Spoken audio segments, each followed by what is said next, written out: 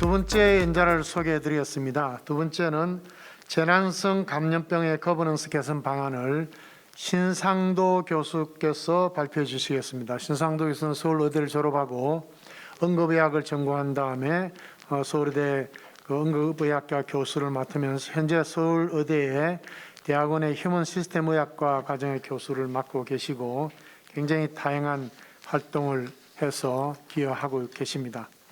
자, 신상도 교수님 부탁드립니다. 안녕하십니까. 저는 서울대학교 의과대학 휴먼시스템의학과의 신상도라고 합니다.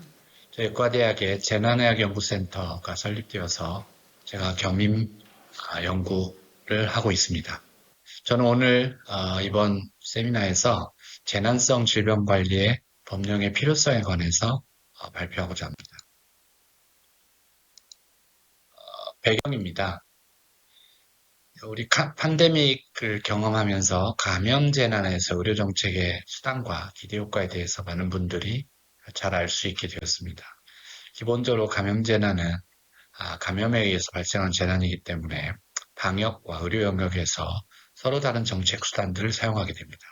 봉쇄, 거리두기, 백신과 같은 정책 수단을 사용해서 감염의 전파를 축소시키고 환자의 발생을 감소시키기도 합니다. 의료적인 대응은 환자의 적절한 분류, 그리고 치료, 전담병원 운영과 같은 어떤 정책 수단들을 통해서 적정지를 유지하고 환자 사망을 감소하게 합니다.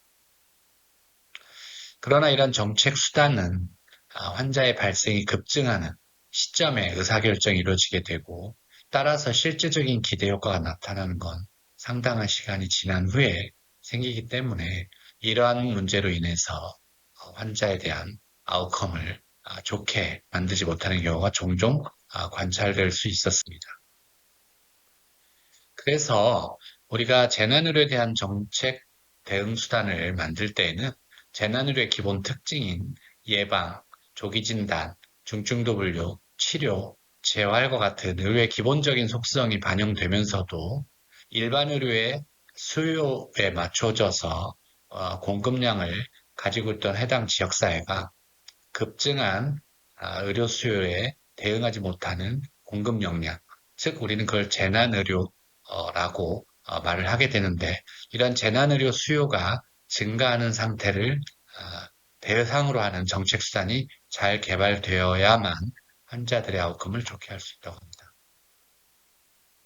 재난성 질병은 재난으로 발생하는 모든 종류의 질병입니다. 감염병 재난이라면 감염병에 의해서 발생하는 대규모 환자도 있지만 이로 인한 의료자원의 소모, 또 경쟁적인 진료체계의 운영의 불가피성 등으로 인해서 평소에는 일반적인 의료관리 체계로 충분히 관리가 가능했던 질병이 재난성 질병으로 바뀌게 된다는 개념에 근거하고 있습니다. 그래서 감염병의 인지, 역학조사, 격리 등과 같은 조기 진단 방법, 또 이송, 응급진료, 또 입원진료 등과 같은 중증도 분류나 치료와 같은 과정, 또 재활치료 같은 일련의 과정 역시도 수요와 공급의 지속적인 경쟁과 대응 속에서 일상적인 의료 체계가 감당하지 못하는 상태의 그런 질병들도 발생하게 됩니다. 실제로 코비드-19 팬데믹의 전담 치료병상 확충 과정들을 보면 법적 근거는 감염병 질환 유행이 오게 될 경우 이러저러하게 할 수 있다는 근거를 바탕으로 입원 치료병상에 대한 행정명령을 내려왔었습니다. 2020년 12월, 2021년 8월, 2021년 9월, 2021년 12월 등 감염병의 유행에 따라서 환자가 급증하게 되었을 때 일반 의료 자원이 일반 의료 수요에 맞춰져서 운영되고 있었다는 사실을 잘 알고 있지만 이때 상당히 많은 병상들을 감염병 환자를 위해서 전담해서 사용하도록 행정명령을 내리게 됩니다. 이러한 조건은 불가피하게 일상적인 의료 수요와 공급 곡선에 영향을 주게 되고 팬데믹 환자뿐만 아니고 비감염성 질환 환자도 상당한 문제, 즉 자원이 공급을 따라가지 못하는 자원 공급을 수요의 공급이 따라가지 못하는 재난의료 수요 상태가 발생하게 됩니다.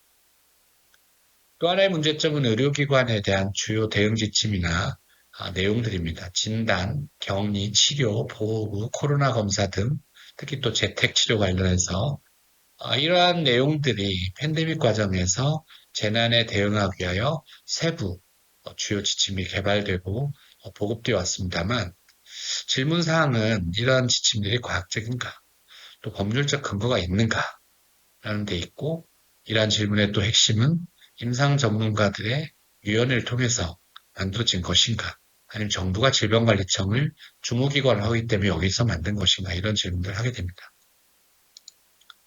그래서 우리가 재난의료 때의 수요, 재난의료의 수요로 증가하는 질환들을 재난성 질병이라고 할 때 어떤 효과들이 나타나는지 좀 살펴보겠습니다.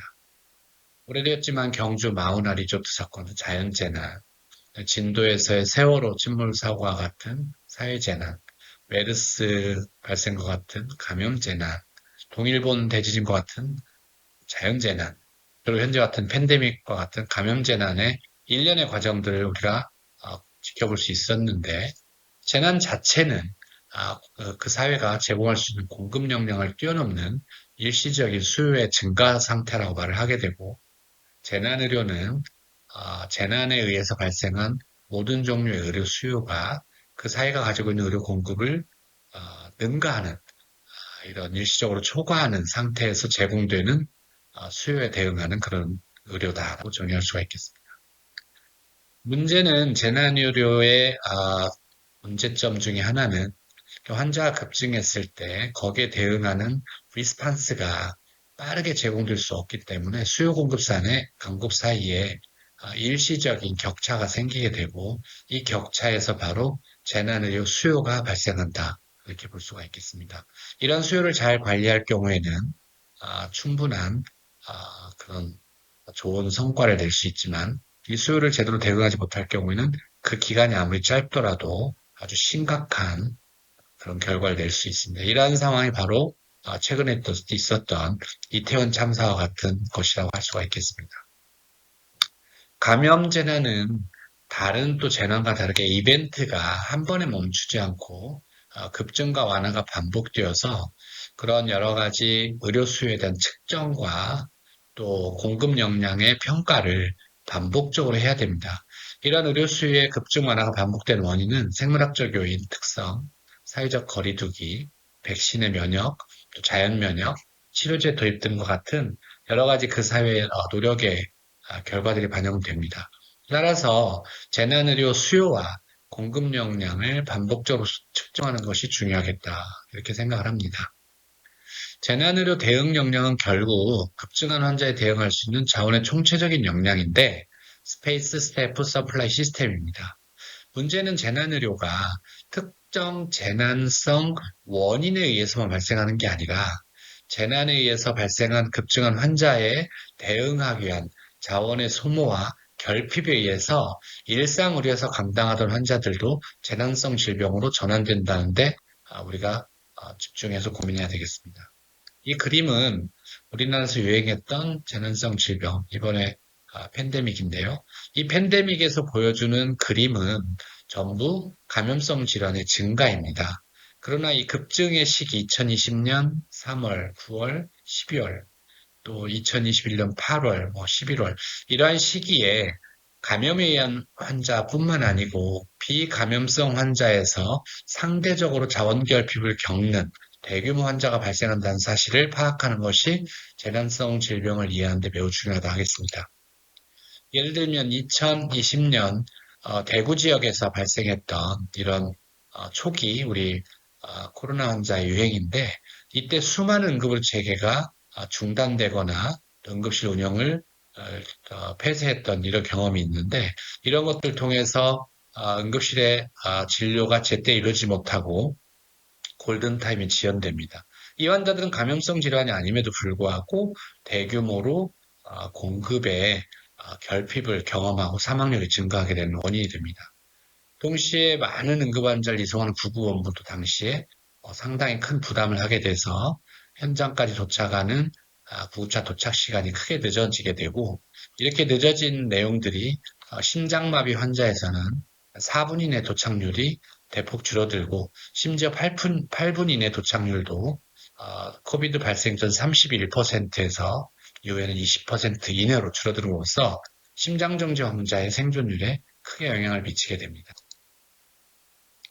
이런 문제 때문에 기존의 재난 및 안전관리 기본법 등 법령이 있음에도 불구하고 재난성 질병에 대한 총괄적인 관리법이 필요하다는 주장이 계속 제기되어 왔습니다. 현재 우리나라에서는 재난의료의 기본적인 근거가 되는 법령으로는 재난 및 안전관리 기본법, 감염병관리법, 응급에 관한 법률, 구조 및 구급에 관한 법률 등이 있다고 할 수 있겠습니다. 재난 및 안전관리 기본법은 행안부 소관이고 우리나라 재난 및 안전관리 최고 상위법이며 감염병관리법과 응급에 관한 법률은 보건복지부 소관 법률로서 각각 감염병에 대응 또 응급질환에 대한 대응을 하도록 되어 있습니다. 구조 및 구급에 관한 법률은 소방청 법률로 현장에서 구조, 구급을 위한 법률이라고 이해하시면 되겠습니다. 재난 및 안전관리 기본법에 따르면 우리나라 재난은 자연재난과 사회재난으로 되어 있고 원인이 되어 있고 이러한 재난이 국민의 생명, 신체, 재산과 국가에 피해를 줄 때 일정한 규모로 발생하게 되면 즉 수요가 나타나게 되면 정부가 재난을 선언하게 됩니다.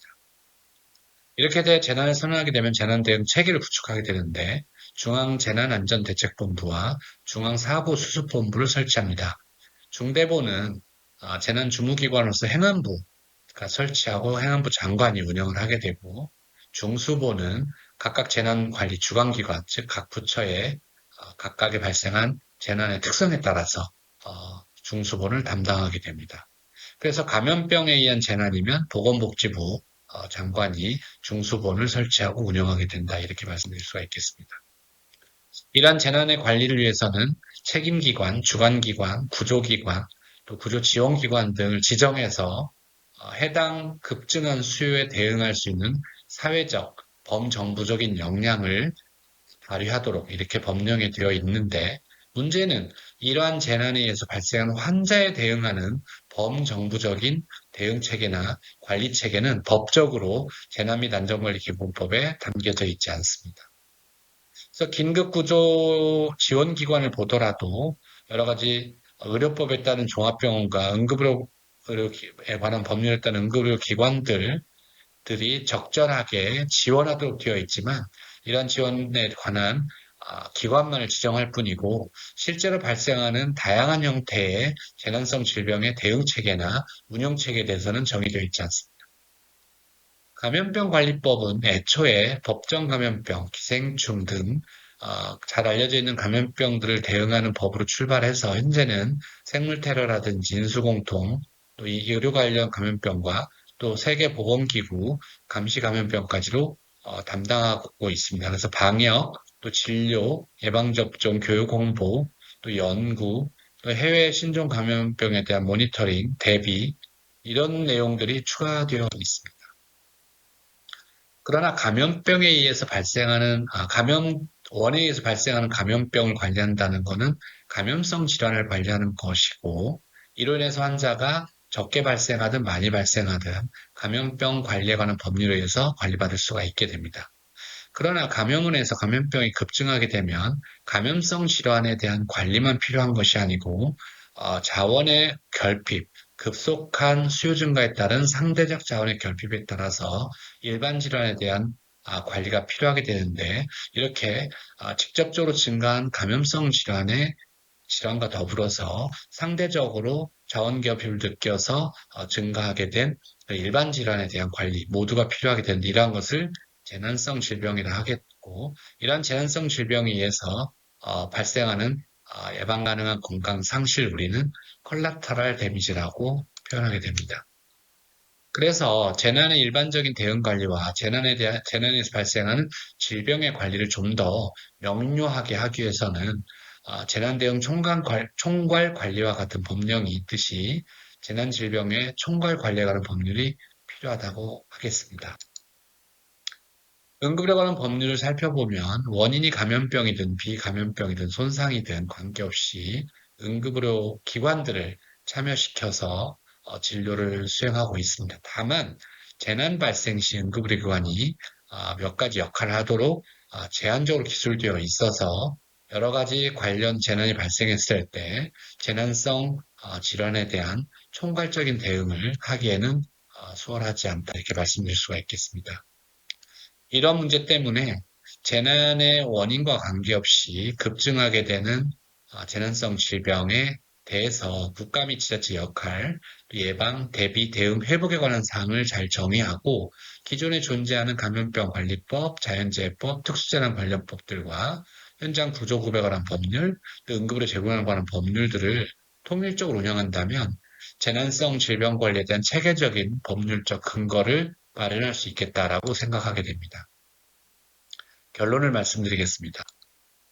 저는 오늘 감염병 재난에 따른 질병 관리의 필요성에 대해서 말씀을 드렸습니다. 이 감염병 자체에 대한 환자의 증가는 팬데믹 과정을 통해서 잘 지켜볼 수 있었고, 동시에 환자의 증가, 즉 유행이 발생했을 때 재난의료 제공의 공급 역량 결핍이 발생에 따라서 일상의료에서의 접근성 악화가 목도되었습니다. 특히 이 상태는 재난의료 자원과 일반의료 자원의 경쟁 상태가 만들어지는 것이고, 아까 설명드렸던 행정명령들은 일반의료 자원과 재난의료 자원을 독점적으로 사용하게 하는 행정적 명령이라고 할 수가 있겠습니다. 즉, 경쟁 없이 재난의료만 사용되도록 하는 그 행정명령인 것이지요. 따라서 재난 발생 후 증가하게 되는 직접적인 재난 원인에 따른 질병과 간접적인 콜라테럴 데미지의 발생에 따르는 질병, 이 두 가지의 그런 재난성 질병을 관리하는 법령과 제도의 체계가 필요하겠다 생각이 듭니다. 특히 재난은 우리가 지금 경험했던 감염병 말고도 방사능, 화학물질 등 특수재난이 우리나라가 굉장히 위험한 지역이고, 또 지진, 태풍, 혹서 한파, 붕괴, 폭발 등 자연재난, 기후재난, 사회재난이 언제든지 발생할 수 있다고 합니다. 이러한 재난의 발생은 그로 인한 직접적인 환자의 증가와 의료자원의 결핍에 따른 간접적인 필수 의료자원의 결핍에 따른 환자의 상대적 증가가 발생하게 되는데, 이런 환자들을 돌보기 위해서 그러한 법령들이 필요하겠습니다. 그래서 재난성 질병관리법은 재난성 질병과 일반 질병의 발생을 모니터링하는 법령으로서 재난의료 수요에 맞는 공급자원의 배치에 근거가 되어야 되겠고, 재난의료 제공에 따른 결과를 축적하고 장기 회복을 관찰할 수 있는 법적 근거가 되어야 하겠습니다. 이상으로 저는 오늘 재난성 질병의 관리 필요성과 기존의 법령들이 가지고 있던 제한적 측면을 개선하기 위한 법령 개정의 제정의 방향에 대해서 말씀드렸습니다. 직접 참여하지 못하고 온라인으로 강의를 하게 되어서 대단히 죄송하게 생각합니다. 감사합니다. 네, 신상도 교수님 발표 감사드립니다. 재난성 감염병에 관련된 현행 법률 체계를 쭉 잘 리뷰해 주시고 더욱 효과적으로 관리할 수 있도록 재난성 감염병에 관련된 법률 제정을 또 제안을 해 주었습니다. 감사합니다.